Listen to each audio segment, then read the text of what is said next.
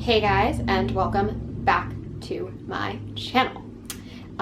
Just a little disclaimer, I'm actually about to go on vacation, so I'm doing a ton of pre-filming right now. So if some of my videos look like I've got the same hair, makeup, outfit on, it's probably because I filmed them all in the same day.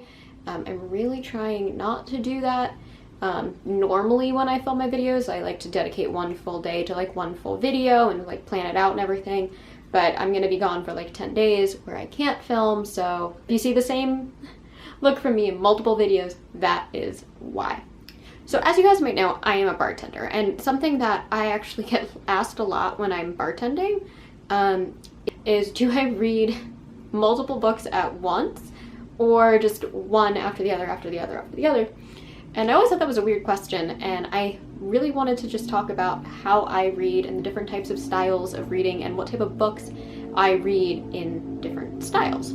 So I have 4 different types of reading that I do. The first type is just my standard reading the book start to finish over the course of a couple days, and that is it. Then I have what I like to call slog reading, which is where I kind of force myself to read through a book even if I don't like it. Usually there's a reason as to why I didn't DNF the book and have forced myself to keep reading it. I'll get into that when I do a little deep dive onto these reasons, but that is also a type of reading where I kind of stagger it out. I then also have what I call pace reading a book, where I read a book almost like it's an episodic television show, and I read a couple chapters, put the book down, come back in a week or two later, pick it up, read a couple chapters, put it down. And then of course I have binge reading, which is where I sit and I read a book as fast as I can because I am obsessed with it that much. So the first style I would want to talk about is just my standard paced reading. I've got a really good example for that is The Alienist by Caleb Carr. This is a great thriller if you've never read it. It was actually marketed to Caleb Carr's whole editing team as historical fiction, kind of the way that like Larson writes like Devil in the White City, where it's very historical, but it's kind of fictionalized and novelized, but it's entirely fake. Caleb Carr is a historian. He does specialize in like New York and like the Victorian era, so a lot of what happens in here is historically accurate, but it's a very dense book. So it's about 500 pages. It's got some pretty small font, and it's a very complicated mystery novel, and it wasn't one that I felt I could binge read because there was just a lot going on, but I really liked it. I didn't want to put it down, so I definitely read it over the course of like a week or two, I think, where I would pick it up.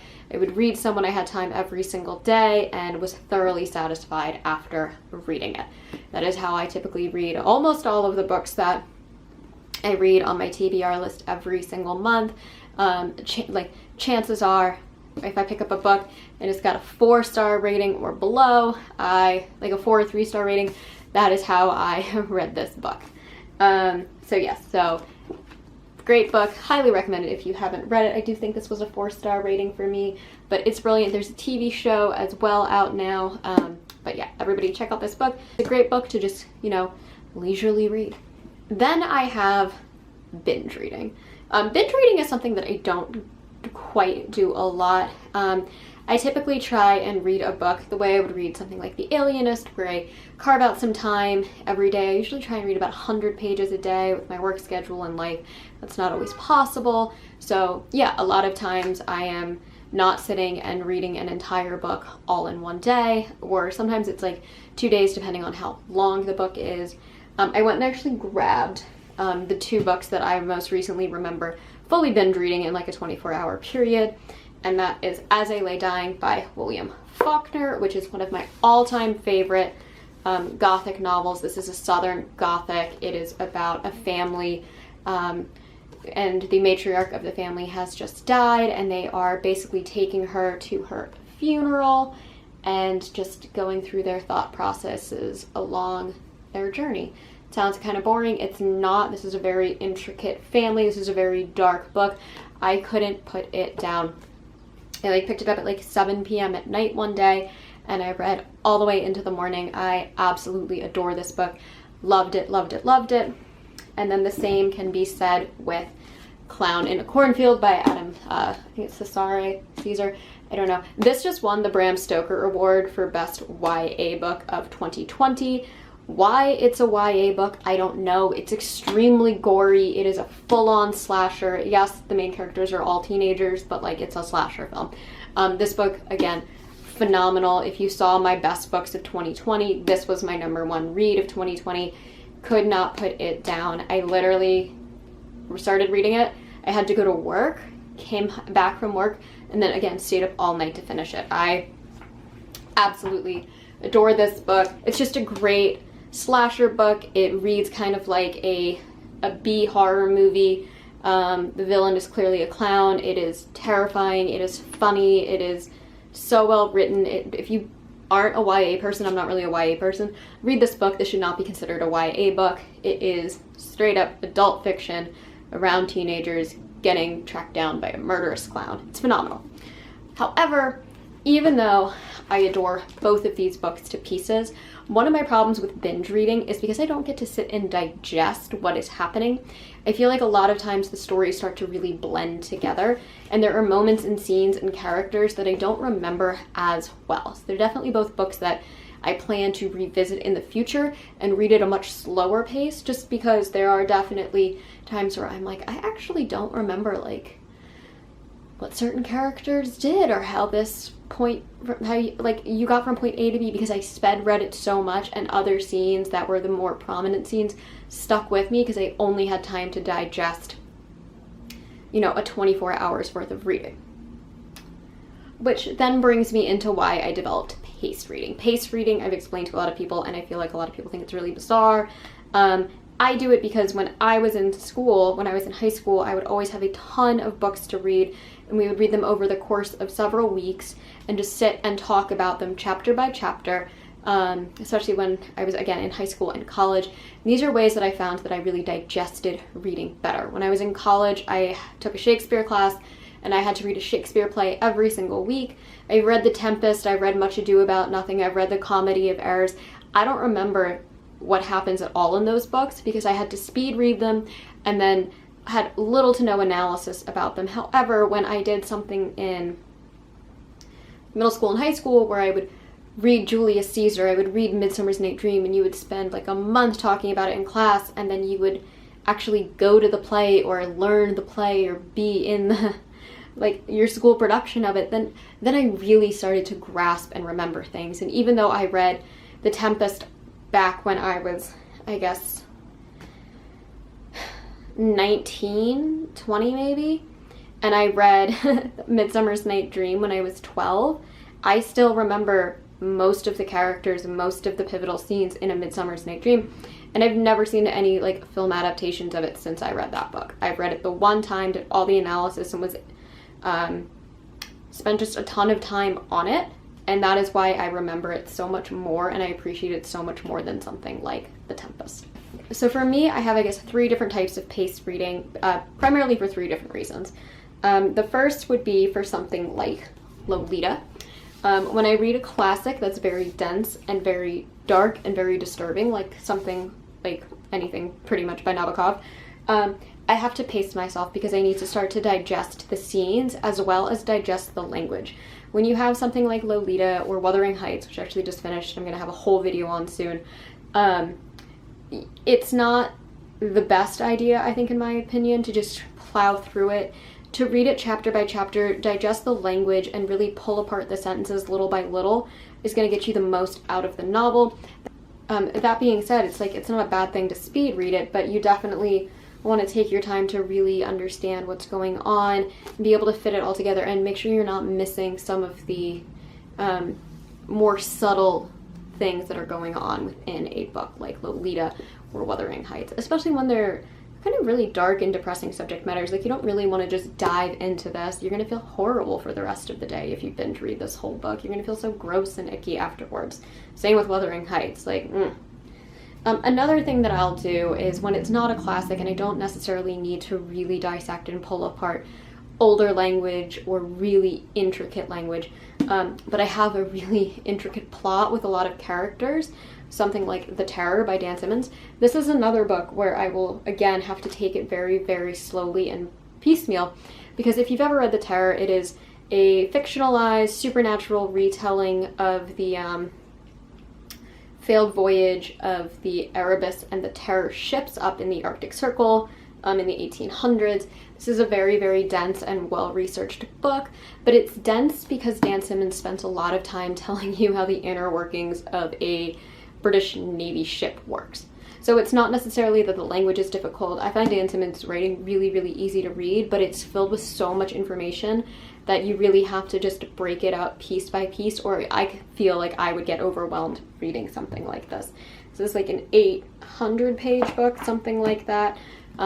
Again, historical fiction, tons and tons and tons of characters in this novel. And so for me, it worked so much better if I would just read for like an hour, put it away for a little bit when I felt more in the mood to learn about the inner workings of ships and ice and polar bears and the understanding that like scientists and doctors had back in the 1800s of what can kill a person and how somebody can survive and what they can eat. Then I would come back to this. And I also noticed that like the beginning of this really slogged for me. It did feel like it droned on, but the more I read it in like piecemeal, the more I felt compelled to continue to read it.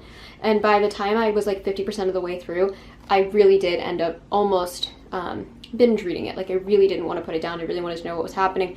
But it was also because I had that perspective of who these characters were, of the style, of a lot of the like historical and science facts behind this book that made it actually work for me. So this book I read over the course of, I want to say like 6 months of just picking it up as I felt necessary. I'm currently reading Carrion Comfort by Dan Simmons as well, which is very similar, not so much in like the historical accuracy, but in like the very dense language. It's very heavy topics. There are very scary scenes in it. So I am just picking it up and slowly reading it, and I've been reading it for about 2 months now. But I do like Dan Simmons. He writes a lot. He's very wordy, and he has a lot of characters in his books. But that's how I read The Terror. And then another example of this is, I actually do this with a lot of Stephen King books, but because it is my favorite novel of all time, I figured I would talk about it. I read it over the course of like 2.5, 3 years, something like that. And I think that actually made me appreciate this book 1,000 times more than I would have if I just read it in one go or over like a month or so. And part of that is because, again, there's so much character development, there's so much history, there's so much lore in this novel. And on top of that, it's extremely scary. A lot of the reasons why I would put this book down and then not pick it up for a little bit is because there are scenes in this book that have scared me to the point where I didn't want to pick it back up again for a while. The famous scenes with Georgie, the famous bridge scene, the Patrick Hockstetter scene, if you've read the books or even seen the movies. I don't think they've ever put the Patrick Hockstetter one on film because it's that scary, and to this day it's the scariest, most disturbing thing I've ever read in a book. Like those types of scenes, I couldn't keep reading it. I had to like sit and really, really digest it. I also really loved the characters in this. Reading this book, almost as if it was like watching a TV series, gave me a much better relationship with the characters as well. I feel like Richie Tozier and Eddie Capgras, like they're characters that like I feel like I watched grow up because I read this book so slowly, and I would sit and just really, really devour each chapter and really just see this as its own world. And that to me was the only way to read it. It was so well loved. I would read like, I don't know, like 50 to 100 pages like every 2 weeks. Sometimes I would get to a really scary scene. I wouldn't even pick this book up for a month, but I was always so invested in it. I never wanted to stop reading this book. I just knew that sometimes I had to like take a break from it to really process what was happening. And I've had very few books where I've experienced that. It and The Stand as well actually are the two that stand out the most, and they are two of my favorite books of all time because of it. And then last but not least, the slog read. I hate this book. If you like this book, I'm sorry. If I offend you at all, I hate this book. I think this book is problematic and wrong for a lot of reasons. I think people who are actually involved in witchcraft would be offended by this book. I know as a practicing Wiccan I am. I don't think Anne Rice did a lot of research, but I read it because I was in a book club. I have a whole video. I don't actually have a whole video. I do have I have a small wrap up where I talk about how much I don't like this book. And if you read my Goodreads, which is linked down below, you will see some of my opinions on this. I'm not going to go too deep into it, but I did have to read this for a book club. It is like 1,000 pages. It's like 970 pages, and I had a month to read it, and I needed to figure out a way to get through this but not hate reading. And I had a strategy for myself, which is what I've developed, the slog read, where I force myself to read a certain amount of pages a day, and then I reward myself by reading a book that I really like in between. And that's how I stagger books in between. So with this, I know that I read like The Hollow Places by T. Kingfisher, one of the Darcy Coates novels. I think I read Bone White by Ronald Malfi in between it, and these were my rewards to finish this book because I didn't want to read it, but I had to. And once I got to that 100-page mark, didn't matter where it was, I would put it down, and then I would read something that I found really fun and delightful. And it really helped me get through a book that I didn't want to read but had to. And I don't think there's anything wrong with slog reading, because sometimes you will read a book and all of a sudden you realize that first half you may have thought was garbage, but then you get to the second half and it really makes sense, and all of a sudden it's great and it's brilliant. I recently read Mongrels by Stephen Graham Jones, which I really did not like the first half, but I did like the final act, and so I did find the book worth reading.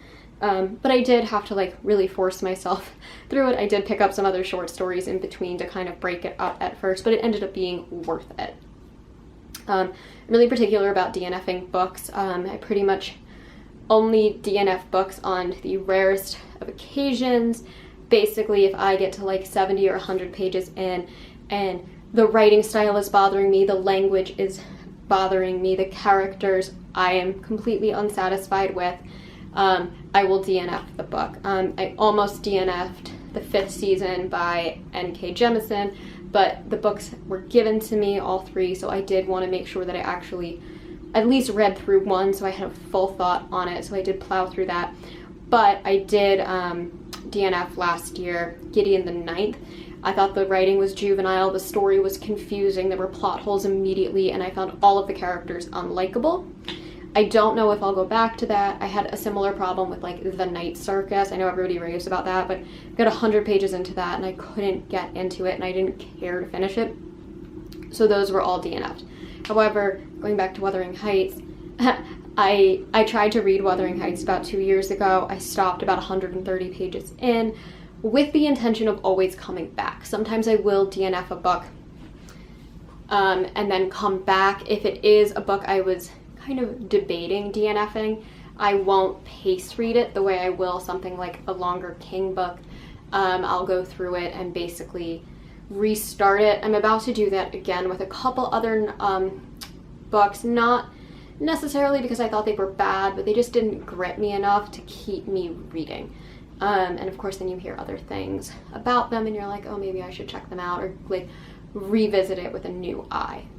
If you watched my Coffee and a Classic video, you'll know that I'm probably about to revisit Pride and Prejudice because I didn't like it when I read it years and years ago, but I am going to try and reread it very, very soon.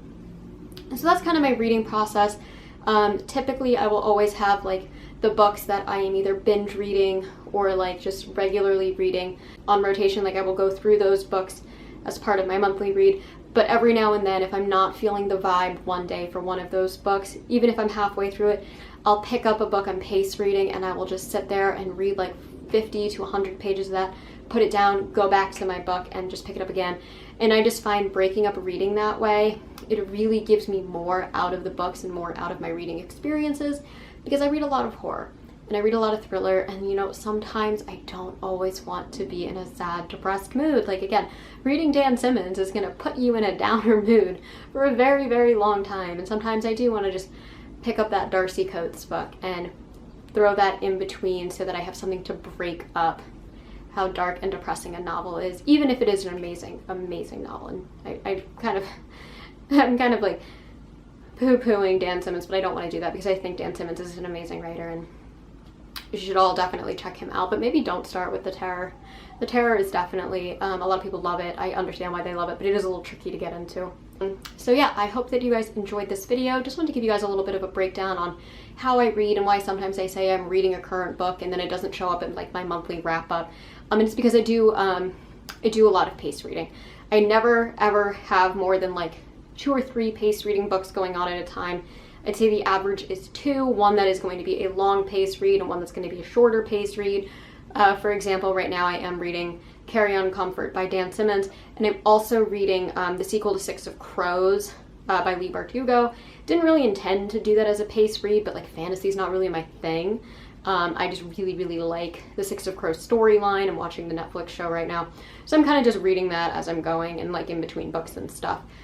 But yeah, so that is just a little glimpse into me and what I've got going on and how I read my books. Thank you guys so much for watching. If you guys have any questions about books and like pace reading and what I've read, or want to let me know how you read, please leave those in the comments below. I think the way that people read books in different ways is just fascinating, and so I would love to chat and hear what you guys do. As always, I post every Monday and Thursday, and if you like this video, please hit those like and subscribe buttons down below. It helps me out so much, and I'll catch you guys in the next one. Mwah.